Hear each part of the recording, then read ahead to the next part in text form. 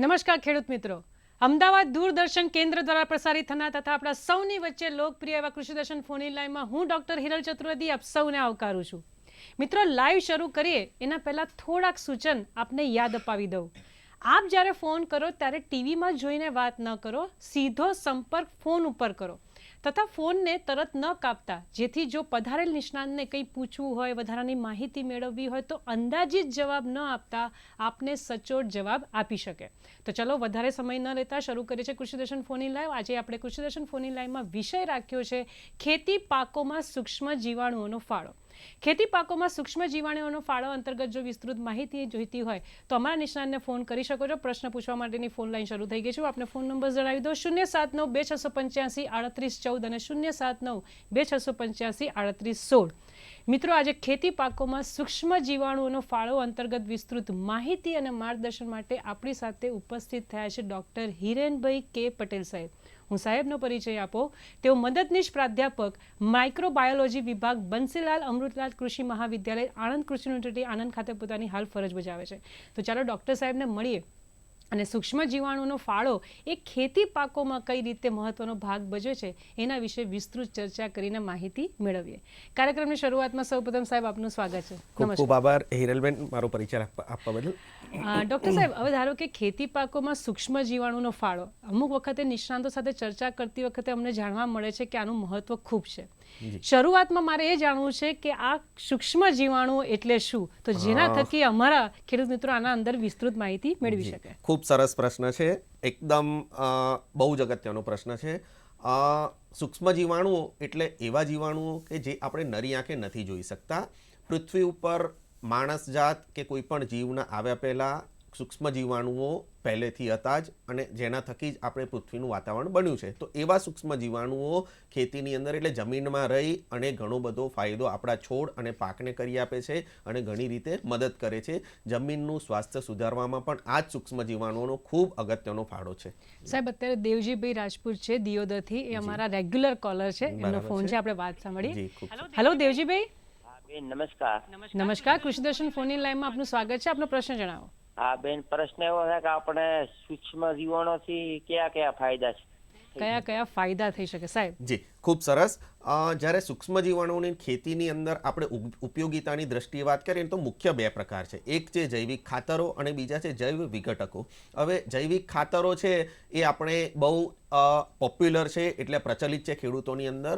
ખાતર તરીકે આપ ઘણું બધું વાપરતા જશો. તો આ સૂક્ષ્મ જીવાણુ છે એ પણ આપણે ખાતર તરીકે ખેતીની અંદર વાપરી શકીએ છીએ અને રાસાયણિક ખાતરની બચત કરી શકીએ છીએ. સાહેબ, આ જે જૈવિક ખાતર છે એ ધારો કે અમારા ખેડૂત મિત્રોને એકદમ સરળ ભાષામાં શીખવું હોય તો એનું સમજાવો કે આ જૈવિક ખાતર શું છે. જી, બહુ જ સરસ પ્રશ્ન છે.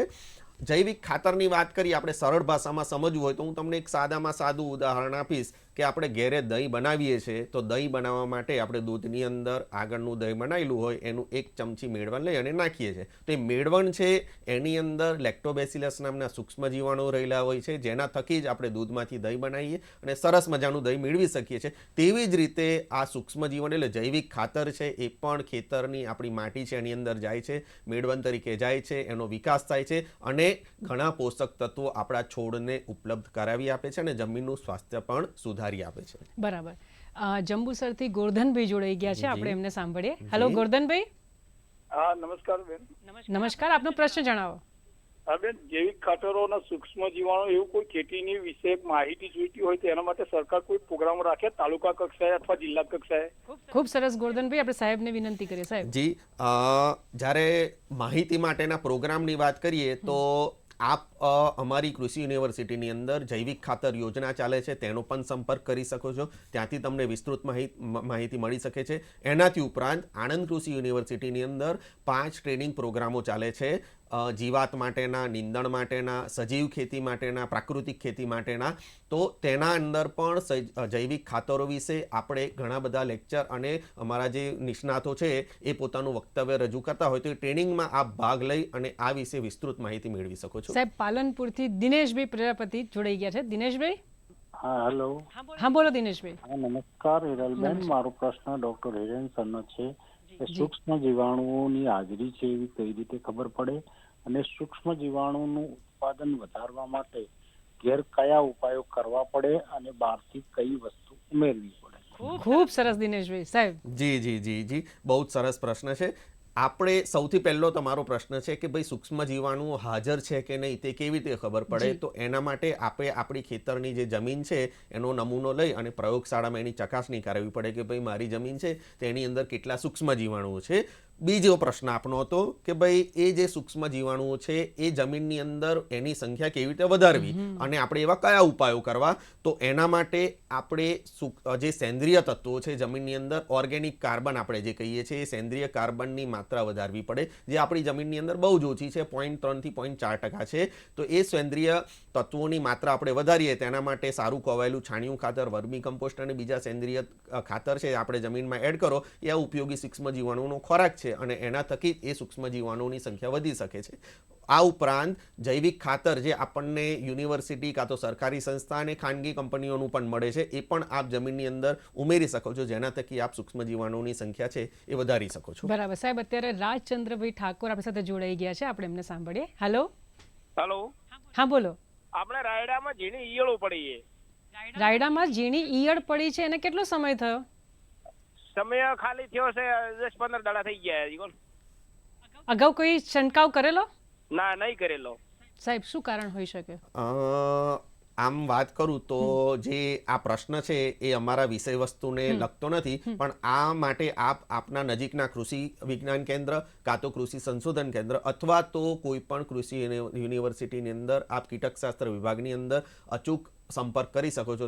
ત્યાંથી આપણને પૂરેપૂરી એકદમ સચોટ માહિતી મળી. અને જો જમીનનો કોઈક નમૂનો લઈ જઈએ તો પણ એમને વિશેષ એની માહિતી આપી શકે. એ પણ મારે એક ઉમેરવાનું થાય કે બેને સારું યાદ કરાવ્યું કે આપણી પાસે જે પણ ઈયળ પડી છે છોડના થોડા નમૂના સાથે ઈયળ પણ આપ લઈ જાવ તો આપણને એકદમ સચોટ માર્ગદર્શન મળી રહેશે. મિત્રો આપ જોઈ રહ્યા છો કૃષિ દર્શન ફોનની લાઈવ. અત્યારે આપણે વાત કરી રહ્યા છે ખેતી પાકોમાં સૂક્ષ્મ જીવાણુઓનો ફાળો. અત્યારે સમય થયો છે એક નાનકડા વિરામનો. મળે વિરામ બાદ.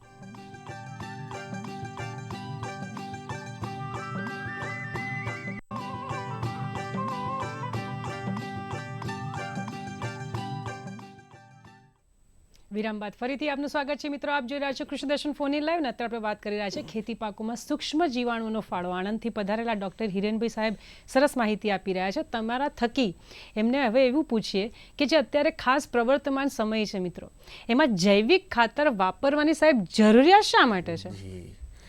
મારા ખ્યાલથી સાહેબ એક કોલર મિત્ર આવી ગયા છે, આપણે એમને પહેલા લઈએ પછી ચર્ચા કરીએ. હેલો.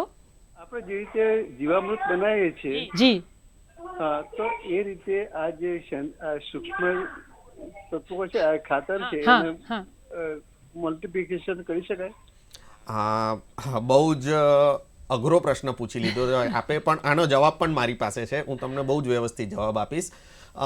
જીવામૃત આપણે બનાવીએ છીએ એની અંદર આપણે ખેતરના સેડાપાડાની માટી વાપરીએ છીએ અને જેની અંદર આવા ઉપયોગી સૂક્ષ્મ જીવાણુ હોય તો એનું આપણે મલ્ટિપ્લિકેશન કરીએ છીએ. પણ આ જે જૈવિક ખાતર છે એમાં જો એકલા બેક્ટેરિયા હોય તો એનું આપ આ રીતે મલ્ટિપ્લિકેશન કરી શકો છો, પણ જો જૈવિક આવા જે ઉપયોગી બેક્ટેરિયાઓનો સમૂહ હોય એનું મલ્ટિપ્લિકેશન આવી રીતે કરવાની અમે વૈજ્ઞાનિક રીતે કરવાની સલાહ આપતા નથી, કેમ કે એ જે છે એ અવૈજ્ઞાનિક રીતે થઈ શકે તો કોઈ પણ રોગ કરતો જીવાણુ પણ એની અંદર ઊંઘી શકે છે અને આપણને ખાલી ખોટું નુકસાન થાય. એના કરતાં આપણે જે સરકારી સંસ્થાઓની અંદર જે જૈવિક ખાતર ઉપલબ્ધ છે એ લઈ અને આપ વાપરી શકો છો. અને એમ પણ સાહેબ ઘણી વખત શું શોર્ટકટથી ફાયદા લેવાના ચક્કરમાં આપણે નુકસાન કરી બેસતા હોઈએ છીએ. સાહેબ મારો પ્રશ્ન હતો જૈવિક ખાતરની જરૂરિયાત શા માટે? જી, બહુ જ સરસ પ્રશ્ન છે. આપણે જોઈએ છે કે જે હરિત ક્રાંતિ આવી એના પછી ઉત્તર આપણા ઉત્પાદનમાં પણ વધારો થયો અને સાથે સાથે રાસાયણિક ખાતરોના ઉપયોગમાં પણ વધારો થયો અને એની સાથે એ રાસાયણિક ખાતરો ઉપર એનો વપરાશ છે એ વધારે પડતો થઈ ગયો અને એની ઉપર આવતી સબસિડી છે એ પણ વધવા લાગી છે. હવે આ જે રાસાયણિક ખાતરો છે એનો વધારે પડતો ઉપયોગ થઈ ગયો છે, જેને લીધે જે અમે ભલામણ પણ નથી કરતા કે ભાઈ 1 વીઘાએ અમે 5 થેલી યુરિયાની ભલામણ કરતા હોય એની જગ્યાએ ખેડૂત 8 થેલી કે 10 થેલી વાપરતા થયા છે અને એને લીધે ખેડૂતને ખર્ચ પણ વધે છે. એનાથી વધારે આ જે વધારાના રાસાયણિક ખાતર વાપરે છે એને લીધે એનો બગાડ થાય છે અને જમીનને નુકસાન થઈ રહ્યું છે.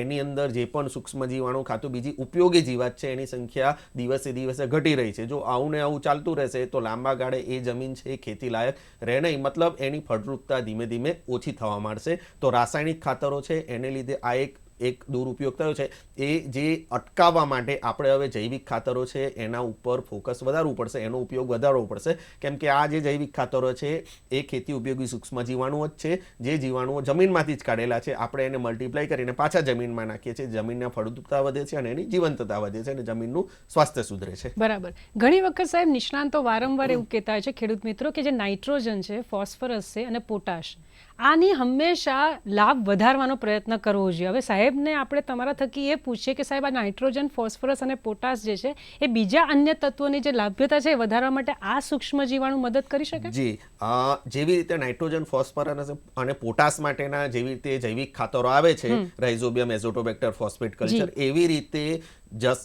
ઝીંક છે, લોહ તત્વ છે, સિલિકોન છે, એ બધા માટે, સલ્ફર છે, એના માટે પણ આપણા પાસે હવે એવા સૂક્ષ્મ જીવાણુઓ ઉપલબ્ધ છે જે કે આમની લભ્યતા જમીનની અંદર વધારી આપે. કેમ કે ગુજરાતના મોટા ભાગના વિસ્તારોની અંદર હવે ધીમે ધીમે અભ્યાસ કરતાં માલુમ પડેલું છે કે આવા સૂક્ષ્મ તત્વોની ઉણપ હવે વર્તાવા લાગી છે અને આ સૂક્ષ્મ તત્વોની પૂર્તિ કરવા માટે વૈજ્ઞાનિકો હવે બહારથી આપવાની ભલામણ પણ કરી રહ્યા છે. તો આ તત્વોની ઉપલબ્ધતા વધારવા માટે હવે આવા સૂક્ષ્મ જીવાણુઓ પણ આપણે પાસે છે, સંશોધનના ભાગરૂપે આપણી પાસે હાલમાં છે. પણ આવું નહીં સાહેબ, મારે કોઈ ઉદાહરણ જોઈએ છે કે ધારો કે આવા ઉપયોગી સૂક્ષ્મ જીવાણુ મને ઉદાહરણ સાથે સમજાવો. બહુ સરસ. ખેડૂતની દ્રષ્ટિએ જ્યારે આપણે વાત કરીએ ને ત્યારે ઝીંક માટે ઝીંક દ્રવ્ય કરતા બેક્ટેરિયા, સલ્ફર માટે સલ્ફર ઓક્સિડાઇઝ કરતા બેક્ટેરિયા અને સિલિકોન માટે સિલિકેટ દ્રવ્ય કરતા બેક્ટેરિયા હવે આપણે ઇફકો અને એના જેવી બીજી જે સહકારી સંસ્થાઓ છે એમને એ બનાવે છે, મલ્ટીપ્લાય કરે છે અને બજારની અંદર એની પ્રોડક્ટ પણ ઉપલબ્ધ છે. તો આવા સૂક્ષ્મ તત્વોની ઉપલબ્ધતા કુદરતી રીતે વધારવામાં આપ આવા સૂક્ષ્મ જીવાણુઓવાળી જે બનાવટો છે તેનો ઉપયોગ કરી શકો છો. આ એક એનું ઉદાહરણ છે જે હું તમને બતાવી રહ્યો છું અહીંયા ગાડી. એવી બજારની અંદર ઘણી પ્રોડક્ટ આવી મળી રહી છે. બરાબર. તમે બજારનું નામ લીધું એટલે મને યાદ આવ્યું, ખેડૂત મિત્રો આપણને ઘણી વખત બજારને લગતા પ્રશ્ન આવતા હોય છે કે જૈવિક ખાતર સાહેબ હાલ બજારમાં કયા સ્વરૂપે મળે છે, એના વિશે વાત કરો. જી, જૈવિક ખાતરની વાત કરીએ તો આજથી 1 કે 2 દાયકા પહેલા એ પાવડર સ્વરૂપે મળતું હતું, પણ હવે એ ચલણ બદલાયું છે. ખેડૂતોની અંદર પાવડરવાળું જૈવિક ખાતર ધીમે ધીમે ભૂલી રહ્યા છે. એની જગ્યાએ વપરાશમાં સરળતા રહે એવું પ્રવાહી જૈવિક ખાતર હવે ઉપલબ્ધ થઈ રહ્યું છે. એના સિવાય પાવડરવાળું તો મળે જ છે અને દાણાદાર અને આવી કેપ્સ્યુલ જેવું પણ જૈવિક ખાતર આવવા માંડ્યું છે. આ કેપ્સ્યુલ છે ઘેરે લઈ જાઓ, પાણીની અંદર તમે ઓગાળો અને તમારા ખેતરની અંદર આપી દો, કાં તો પિયતના પાણી સાથે આપી દો, કાં તો પંપમાં પણ આ કેપ્સ્યુલ ઓગાળી અને તમે જૈવિક ખાતર છે એ આપી શકો છો. પણ સાહેબ જેમ તમે કેપ્સ્યુલ બતાવી, દવા બતાવો, પાવડર બતાવો, પણ પ્રવાહી જે છે એને પણ વાપરવાની કેટલીક રીત હોય, કેટલીક પદ્ધતિ હોય, તો એના વિશે થોડું ડિટેલમાં સમજાવો કે આ પ્રવાહીને કઈ રીતે વાપરવું જોઈએ. બરાબર, ખૂબ સરસ પ્રશ્ન છે. કેમ કે ખેડૂતને મોટાભાગે મૂંઝવણ, એની પાસે જૈવિક ખાતર તો હોય છે પણ વાપરવું કેવી રીતે ને એના પાસે સમજણ ઓછી હોય છે. તો એ હું જણાવી દઉં.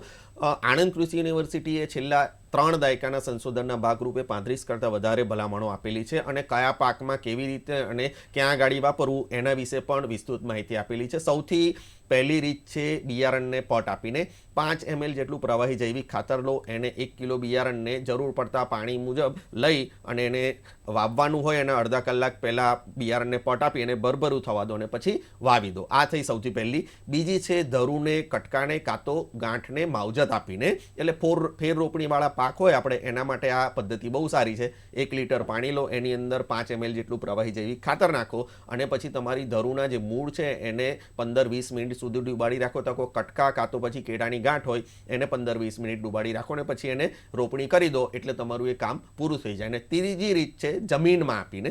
જમીનમાં આપવાની રીત છે એ પ્રચલિત છે કેમ કે આ જે રીત છે એના થકી સૂક્ષ્મ જીવાણુ સીધા જમીનની અંદર જાય છે. તમારી 50 થી 60 કિલોગ્રામ જેટલું છાણિયું ખાતર કાં તો વર્મી કમ્પોસ્ટ કાં તો સારી માટી લેવાની, એની અંદર હેક્ટર 1 લીટરના દીઠે જ પ્રવાહી જૈવિક ખાતર મિશ્ર કરો. ચાસે આપી દો કાં તો પૂકી પણ શકો છો, અથવા તો 10 લીટર પંપની અંદર તમે પાણી સાહેબ માફ કરજો, દિનેશભાઈ પ્રજાપતિ છે જે હમણાં જ કોલ કરેલો ને ફરીથી જોડાયા છે, આપણે એમને સાંભળીએ. હા દિનેશભાઈ. હા નમસ્કાર બેન હિરલબેન, મારો પ્રશ્ન સાહેબને એવો છે કે આ જે સૂક્ષ્મ જીવાણુ છે એને 12 મહિના સદંતર જાળવી રાખવા માટે આપણે કેટલો ઉપયોગી પ્રશ્ન દિનેશભાઈએ પૂછ્યો સાહેબ. જી, દિનેશભાઈ, હું વાત કરું હવે જાળવણીની, તો અત્યારે બજારમાં જે પણ સૂક્ષ્મ જીવાણુઓ વાળી પ્રોડક્ટ મળે છે, આપણી જૈવિક ખાતર હોય કે જૈવિક વિઘટકો હોય, તો એફસીઓના ધારાધોરણ પ્રમાણે 1 વર્ષની એની ઓછામાં ઓછી સેલ્ફ લાઈફ હોય છે. તમે બજારમાંથી કાં તો ક્યાંય પણ કોઈ બી યુનિવર્સિટીમાંથી લઈને આવો છો તો એક વખત તમે એને ખોલ્યું પછી 1 વર્ષ સુધી એને કશું નથી થતું. શરત એટલી જ છે કે એને તમારે સીધું સૂર્યપ્રકાશની અંદર નહીં રાખવાનું. ઠંડકવાળી જગ્યાએ, એટલે તમારો જે શેડવાળી જગ્યા હોય, દાદર નીચે કાં તો ખેતરની ઓડી હોય, એની અંદર તમે મૂકી રાખી શકો ને 1 વર્ષ સુધી એને કશું જ નહીં થાય. બરાબર છે. મિત્રો, આપ જોઈ રહ્યા છો કૃષિ દર્શન ફોન ઇન લાઈવ. અત્યારે આપણે વાત કરી રહ્યા છે ખેતી પાકોમાં સૂક્ષ્મ જીવાણુઓનો ફાળો. અત્યારે ફરીથી સમય થયો છે નાનકડા વિરામનો. મળી વિરામ બાદ.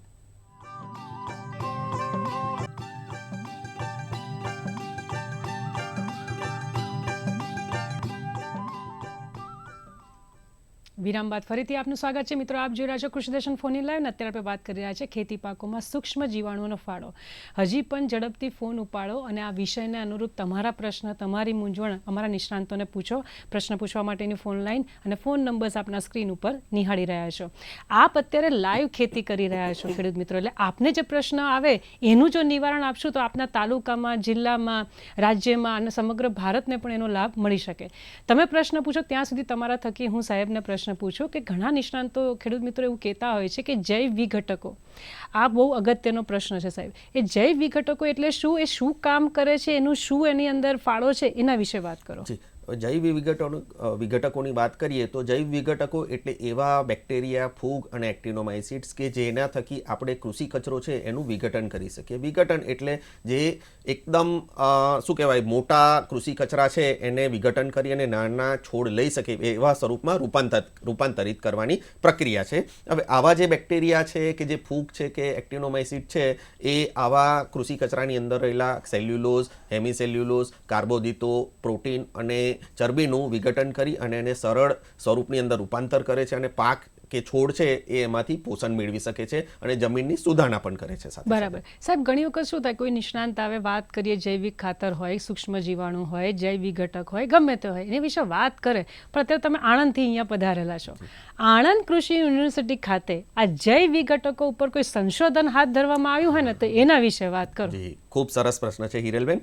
આણંદ કૃષિ યુનિવર્સિટીની વાત કરીએ તો છેલ્લા 1 દાયકાથી કાં તો 1.5 દાયકાથી આણંદ કૃષિ યુનિવર્સિટી આ વિષય ઉપર સંશોધન કરી રહી છે અને સંશોધનના ભાગરૂપે વિવિધ જમીનના અને અલગ અલગ નમૂનાઓમાંથી અલગ અલગ આવા સ્થાનિક બેક્ટેરિયા અને ફૂગ સૂક્ષ્મ જીવાણુ અલગ તારવી અને તેની નોંધણી NCBI USA જીન બેંકની અંદર પણ કરાવેલી છે અને એના જે સૂક્ષ્મ જીવો જે ખેત અવશેષો છે એના વિઘટન કરવા માટેના જે પણ પ્રયોગો છે તે પ્રયોગશાળાની અંદર વિવિધ સંશોધન કેન્દ્રો અને ખેડૂતના ખેતર એના નિદર્શન પર હાથ ધરવામાં આવેલ છે. પણ જે જૈવ વિઘટકોની આપ વાત કરો છો, ખેડૂત મિત્રો, આપણે એમને પાસેથી એ પણ જાણીએ કે શું એનું કોઈ ઉત્પાદનો છે કે કેમ, અને વળી પાછી તેના થકી જે ઉત્પાદિત સેન્દ્રિય ખાતર છે એમાં સાહેબ બાયો ઇનપુટ એવું કંઈક વાપરવામાં આવે છે શું, અને એનું કઈ રીતે મહત્વ છે?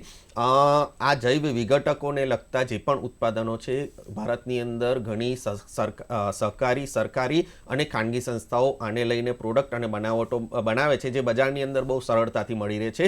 હવે જ્યારે આના થકી જૈવ વિઘટકો થકી જે પણ આપણે સેન્દ્રિય ખાતર બનાવ્યું છે એની અંદર બીજા બાયો ઇનપુટ ભેળવવાની વાત આવે તો આ જૈવ વિઘટકો વાળું જે પણ સેન્દ્રિય ખાતર છે એકદમ કુદરતી ખાતર છે અને કુદરતી બેક્ટેરિયાથી જ બનેલું છે. એટલે એની અંદર આપણે ટ્રાઇકોડર્મા, એઝોટોબેક્ટર, ફોસ્ફેટ કલ્ચર જેવા જૈવિક ખાતરો ભેળવી, આ ઉપરાંત બોવેરિયા, ટ્રાઇકોડર્મા જેવી ફૂગ પણ ભેળવી શકીએ છીએ અને એનું સારામાં સારું આપણને રિઝલ્ટ કાં તો પરિણામ મળી શકે છે. આ હું તમને એક સીધી ભાષામાં સમજાવું કે જેમ તમારે જૈવ વિઘટકોવાળા ખાતરની અંદર જો એઝોટોબેક્ટર ને બીજા તમે સૂક્ષ્મ જીવાણુ ભેગા કરો તો સોનાની અંદર સુગંધ બળે એ પ્રકારનું આ સમીકરણ થાય છે. આની અંદર સારો ફાયદો મળી શકે છે. તો જે આ કૃષિ અવશેષો હોય છે સાહેબ, આવા કૃષિ અવશેષો અને જૈવ વિઘટકો, એના દ્વારા કોઈ મૂલ્યવર્ધિત સેન્દ્રિય ખાતર બનાવી શકાય, અને જો હા તો કેવી રીતે? હા, બહુ જ સરસ પ્રશ્ન છે અને સમયની જરૂરિયાત પણ હવે એવી જ છે.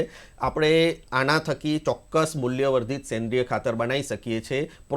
નામના શબ્દથી ખેડૂત મિત્રો બહુ જાણીતું છે અને ખેડૂત મિત્રો બધા જ એના વિશે જાણતા હશે. પ્રોમ એટલે ફોસ્ફેટ રીચ ઓર્ગેનિક મેન્યોર.